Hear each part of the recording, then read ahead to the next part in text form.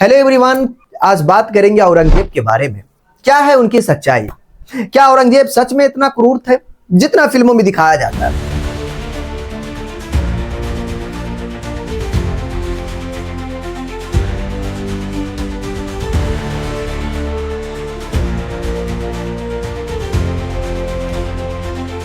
क्या औरंगजेब ने सच में मंदिर को तोड़वाया था? क्या है सच? ये सब हकीकत को जानेंगे। क्या मंदिर को उसने बनवाया भी था? क्या उसकी कुछ अच्छी नीति भी थी? रियलिटी बताऊंगा दोस्तों आज। तो आज का वीडियो बहुत इंपॉर्टेंट होने वाला है। तो चलिए दोस्तों, औरंगजेब और संभाजी महाराज के चैप्टर को स्टार्ट करते हैं।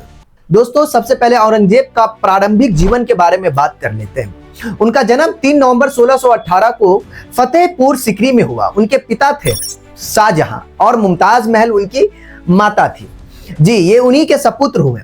बात कर लेते हैं उसे सत्ता कैसे मिली। आता है 1657, जहां आपको शाहजहां बीमार पड़ जाते हैं और 1658 में औरंगजेब ने दारा शिकोह और दूसरे भाई थे शुजा, तीसरे जो थे मुराद, इन तीनों को हराकर जो है उसने गद्दी हासिल की। अब बात कर लेते हैं दोस्तों उनके शासनकाल।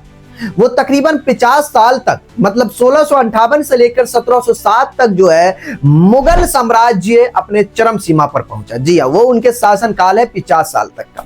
पहले बात किया जाए तो कर सुधार, मतलब जो टैक्स था उन पे सुधार किया, मतलब जैसे जमींदारी और प्रशासनिक ढांचे को मजबूत किया उन्होंने। सार्वजनिक कार्य जैसे आपको कई सड़कें, मस्जिदें और सराय को बनवाए। उसने मुद्रा में भी सुधार किया, जैसे नई और शुद्ध चांदी की मुद्रा जारी की। अब बात कर लेते हैं उनका सख्त अनुशासन के बारे में। मतलब क्या?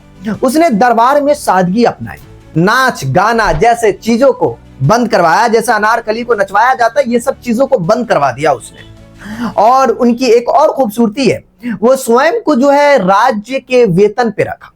कुरान की नकल कर, टोपी को सिल कर वो जीविका चलाई। जी, ऐसे थे औरंगजेब की कहानी। अब बात करते हैं उनका सबसे पॉपुलर चीज जो दुनिया के सामने पेश किया जाता है।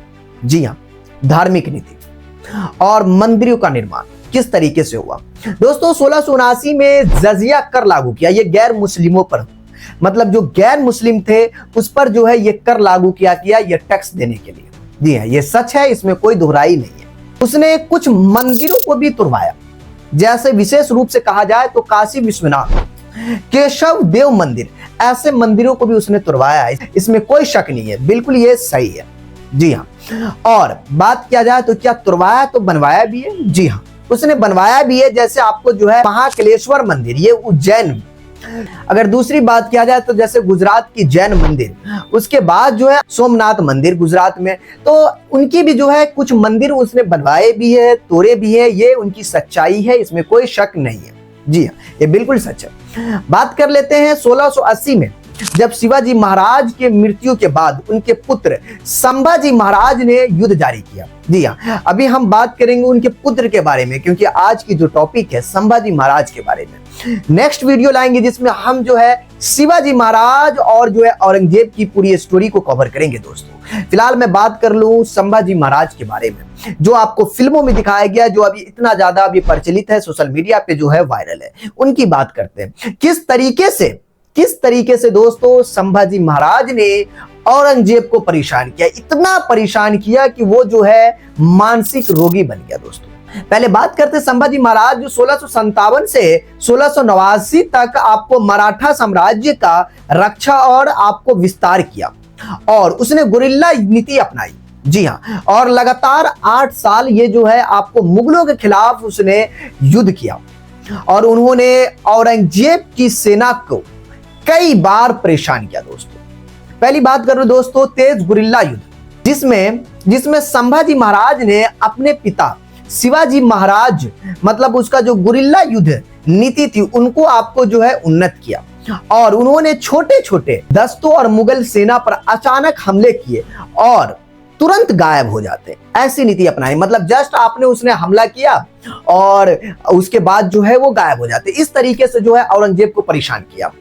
और इसके बाद मैं बात कर लूं तो पहाड़ों और जंगलों का फायदा उठाकर मुगलों को जो है मात दी। उन्होंने मोहम्मद अकरम खान और शहाबुद्दीन जैसे कई मुगल सेना को जो है वो युद्ध में हराया जी।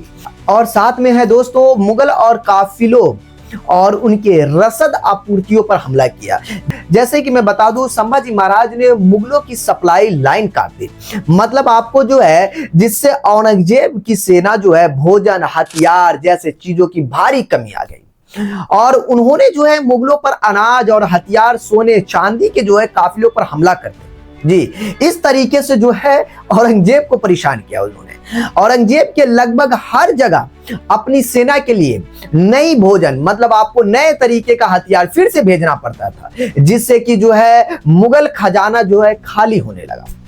अब बात आती है 1685 में, जो आपको जो है बुरहानपुर पर हमला किया, जो मुगलों के लिए जो है बेहद महत्वपूर्ण व्यापारिक केंद्र था, जिससे जो है औरंगजेब एकदम बिलबिला उठते हैं। दोस्तों अब बात करते हैं 1687 की, जिसमें मुगल की अहम चौकियां को नष्ट कर दिया और उनकी सेना ने गुजरात कर्नाटक तेलंगाना तक जो है मुगलों की चौकियां पर हमला किया, जिससे कि जो है मुगल जो है काफी परेशान हुए। औरंगजेब काफी परेशान हो गए, उसका एकदम सर दर्द बन चुका था, जिससे कि जो है औरंगजेब की मानसिक स्थिति पे प्रभाव पड़ता है जी। संभाजी महाराज लगातार जो है आपको अपनी चालबाजी से हमला करते, छिप जाते, कभी उस रियासतों पे हमला किया, कभी उस पे किया, कभी इस पे। इस तरीके से जो है ना औरंगजेब बहुत परेशान हो गया, इतना परेशान हो गया कि उसे कहने लगे कि मानसिक रोगी। हाँ, ये चीजें था दोस्तों। बात आती है कि औरंगजेब जो है इस परेशानी से कैसे बचा जाए, तो औरंगजेब अब अपने पे उतर जाता है। आखिरकार जो है 1689 में एक गद्दार मतलब आपको बात किया जाए तो गोपीनाथ की वजह से जो है संभाजी महाराज पकड़े जाते हैं। पकड़ने के बाद पहले तो जो है औरंगजेब उसे अपने में शामिल करने की कोशिश करते हैं जी। उसे कहते हैं कि अपने में मतलब आप जो है इस मुगल में शामिल हो जाए। उनके बाद कहते हैं कि भाई ये जो है आपको इस्लाम धर्म आप अपना ले। इस तरीके से मतलब आपको पहले तो उन्हें कहते हैं, उनको ऑफर देते हैं, लेकिन संभाजी महाराज रहे वो हर ऑफर को ठुकरा देते हैं। उसके बाद जो है दोस्तों औरंगजेब ने संभाजी महाराज को इतनी बुरी मौत देते हैं कि मुगल हिस्ट्री का सबसे बुरी मौत में से एक ये आता है जी। हाँ, इस तरीके से जो है उनको आपको मारते हैं। ये था दोस्तों औरंगजेब और संभाजी महाराज की स्टोरी। तो कैसी लगी ये स्टोरी आप हमें जरूर बताएं। क्या आपको जो है इसमें औरंगजेब की गलती लगी या फिर आपको जो है संभाजी महाराज की? क्या औरंगजेब ने इतना बुरा किया, क्या ये गलत था, क्या सही था? आप जो है कमेंट बॉक्स में जरूर अपनी राय दें।